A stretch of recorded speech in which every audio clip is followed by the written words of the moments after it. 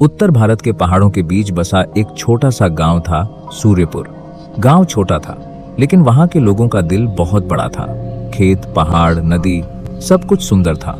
पर गांव के पश्चिम में एक जगह थी जहां कोई जाने की हिम्मत नहीं करता था। उसे लोग अंधेरी वादी कहते थे। कहते हैं हर अमावस्या की रात उस वादी से किसी के रोने की आवाज आती थी।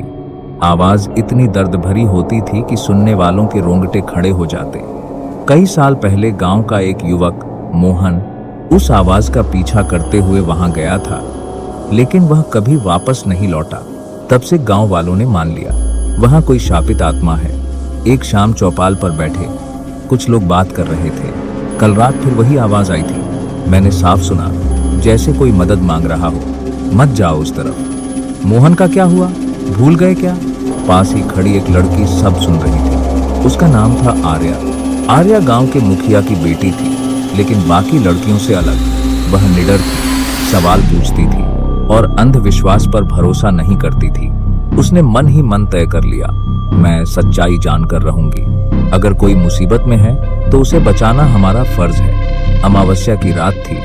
पूरा गांव अपने घरों में बंद था। आर्या ने धीरे से दरवाजा खोला, हाथ में लालटेन उठाई और चुपचाप जंगल की ओर निकल पड़ी। जैसे जैसे वह वादी के पास पहुंची, हवा ठंडी और भारी होती गई। पेड़ों की परछाइयां अजीब आकार ले रही थी। अचानक वही आवाज गूंजी, मुझे यहां से बाहर निकालो। आर्या का दिल जोर से धड़कने लगा, लेकिन उसके कदम नहीं रुके। वह आवाज का पीछा करते करते एक पुरानी गुफा के सामने पहुंची। गुफा का दरवाजा आधा टूटा हुआ था और उस पर अजीब से निशान बने थे। कौन हो तुम? आर्या ने साहस से पूछा। अंदर से भारी आवाज आई, मैं कोई भूत नहीं, एक कैदी हूं। आर्या धीरे धीरे गुफा के अंदर गई। अंदर अंधेरा था, लेकिन लालटेन की रोशनी में उसने देखा एक बूढ़ा साधु पत्थर की जंजीरों से बंधा हुआ था। उसकी आंखों में दर्द था, लेकिन चेहरा शांत। मुझे सालों पहले यहाँ कैद कर दिया गया, साधु बोला, गांव के पुराने जमींदार ने।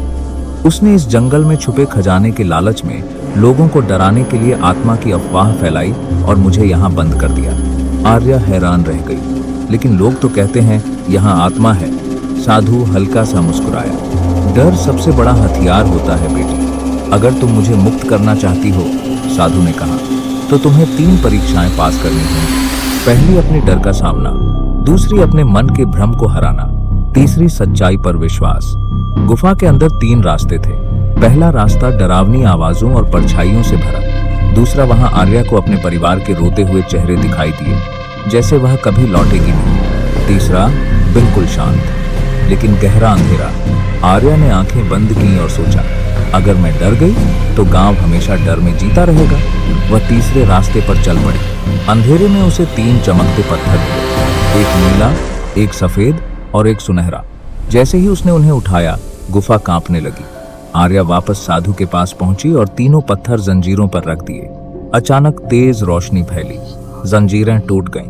गुफा के बाहर से सूरज की पहली किरण अंदर आई। साधु खड़ा हो गया। उसके चेहरे पर अब दर्द नहीं था। तुमने सिर्फ मुझे नहीं, पूरे गांव को आजाद किया है। अगली सुबह गांव वाले हैरान थे। वादी से अब कोई आवाज नहीं आ रही थी। आर्या ने सबको सच्चाई बताई। लोग पहले डरे, फिर समझ गए कि वे सालों से झूठे डर में जी रहे थे।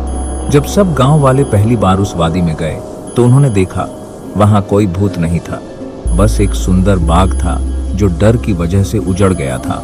धीरे धीरे वहां फिर से फूल खिलने लगे। लोगों ने मिलकर उस जगह को साफ किया। कुछ दिनों बाद साधु गांव छोड़कर चला गया। जाने से पहले उसने आर्या से कहा, याद रखना, डर तब तक ताकतवर होता है जब तक कोई उसे चुनौती नहीं देता। उस दिन के बाद सूर्यपुर में कभी कोई अंधेरी वादी नहीं रही और आर्या की कहानी गांव के बच्चों को यह सिखाने लगी, सच्चाई की रोशनी सबसे गहरे अंधेरे को भी मिटा सकती है।